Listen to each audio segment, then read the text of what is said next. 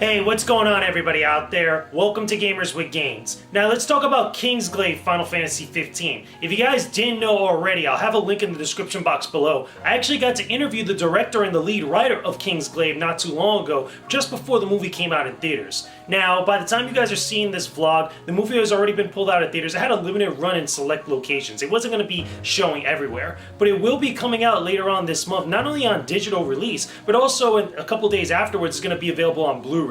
So, let's talk about Kingsglaive as a movie. Is it good? Is it interesting? Does it help kind of set up the world for Final Fantasy 15? Now, one of the things that I kind of, kept feeling as I was watching this movie was that I wish that Final Fantasy 15 had already come out prior to me actually seeing Kingsglaive. And the reason why I say that is this. I kind of related in the same way where Final Fantasy 7 had been out for quite some time already before Advent Children had been released. The reason why I feel that was actually worked a little bit better was because a lot of the references that were done in Advent Children really harked back to Final Fantasy 7, and everybody already had a basis of the events and the different characters and all the different types of big plot points for Final Fantasy 7 going into Advent Children. So you got all those references, you got the importance of certain characters or certain things that were going on in that film. The same thing can be said here for Final Fantasy 15 or Kingsglaive Final Fantasy 15. The reason why is because during the actual plot and the story of Kingsglaive, it's concurrent or runs parallel to that of Final Fantasy 15. And even though we have all these original characters, again, we have Nyx, we have King Regis, we also have Lady Ludofreya, all these different characters that will in some fashion be related to what's happening in Final Fantasy 15, they still have their own contained stories. However, there is a lot of references and little nods and things that are talked about that are about Final Fantasy 15 that we have almost no context for. We only hear about some of those things going down through what the characters are saying or in little references here and there that are again, little news pieces, little stories, television prompts and stuff like that. So I really wish that I had already been playing or already played Final Fantasy 15 so I could appreciate all the stuff that's happening in Kingsglaive. With that being said though, there's a lot of interesting action. I think it's kind of almost on the same level, if not on par, with Final Fantasy VII Advent Children. The CGI looks phenomenal, the voice acting I think is pretty well done, with the exception of a few characters. I will say that with Lena Headey's character, which is Lady Lunafreya, there were some instances when she was speaking that the voice didn't really match the actual character moving. I feel like Luna, for example, I'm just going to call her Luna for the time being.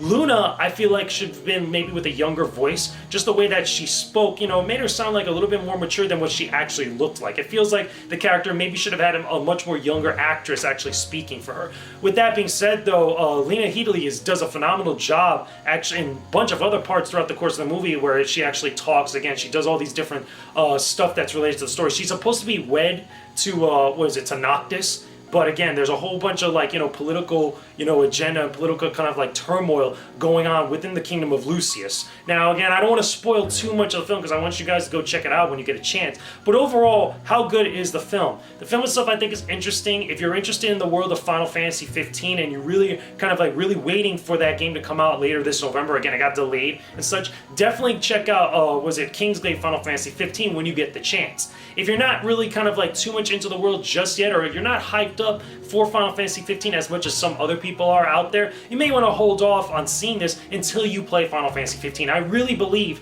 that once you play the game, or at least once you complete the game, once it's out, you'll be able to appreciate everything else that goes on in Kingsglaive Final Fantasy 15. I would say the same thing about the anime Brotherhood Final Fantasy 15. However, that's a little bit more focused on Noctis and his group and kind of setting up the game itself proper, rather than all the other kind of places or all the other characters that are in the world, what's going on with them from the main story and such. So overall, I enjoyed the film. I thought it was kind of cool. Don't forget to leave an actual like and comment on this video, guys, when you can. Let me know if you guys actually are looking forward to seeing Kingsglaive Final Fantasy 15, or if you're just excited to play Final Fantasy 15 itself. And again, I'll say it again, I have a link in the description box below. Check out my interview with the director of the movie. We talked about a whole bunch of stuff. It was a shorter interview than normal, but it was still funny. He gave me a lot of good little tidbits about Kingsglaive itself, the film, how it relates to the game, as well as also a little discussion on the music of Kingsglaive Final Fantasy 15. You'll definitely be looking forward to some of the musical pieces that you'll hear in this film that are also probably going to be in Final Fantasy 15 itself proper. So, with that being said, guys, I will talk to all of you again real soon.